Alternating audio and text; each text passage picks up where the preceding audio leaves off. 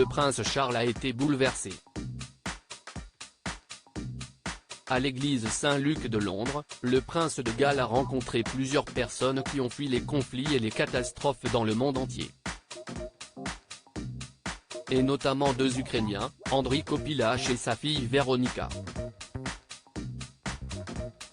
Si le père de famille se trouvait en Angleterre lorsque la guerre a éclaté dans son pays, la jeune femme était sur place, à Kiev. Craignant que le pire ne se produise, son papa l'a supplié de partir. Au début du conflit, elle a réussi à monter dans le dernier avion qui partait de la capitale ukrainienne vers l'Italie. Nous avons eu un merveilleux soutien de la part de la communauté ici, a expliqué Andriy Kopylach au fils d'Elisabeth II. En face de lui, le prince Charles a eu beaucoup de mal à retenir son émotion, bouleversé par le sort des millions d'habitants. Il était très ouvert et il avait les larmes aux yeux. J'ai été vraiment impressionné par lui, a-t-il expliqué après sa rencontre avec le prince Charles. C'était très agréable de rencontrer le prince Charles. Il était vraiment ouvert et était vraiment informé de la situation. Depuis le début de la guerre, l'époux de Camille Parker Bowles a plusieurs fois pris la parole.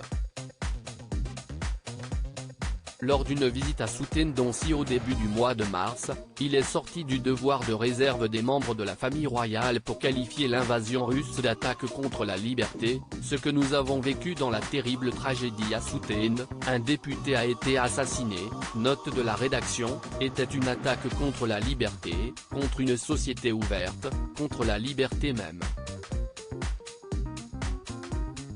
Nous voyons les mêmes valeurs être attaquées aujourd'hui en Ukraine de la façon la plus excessive possible.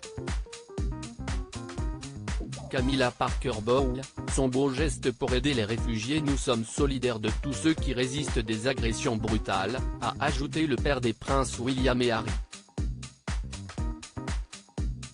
Le prince Charles s'est aussi rendu avec son épouse Camilla Parker Bowles dans la cathédrale de l'éparchie de la Sainte Famille de Londres des Ukrainiens, située dans le quartier de Mayfair, pour rencontrer notamment l'ambassadeur ukrainien à Londres.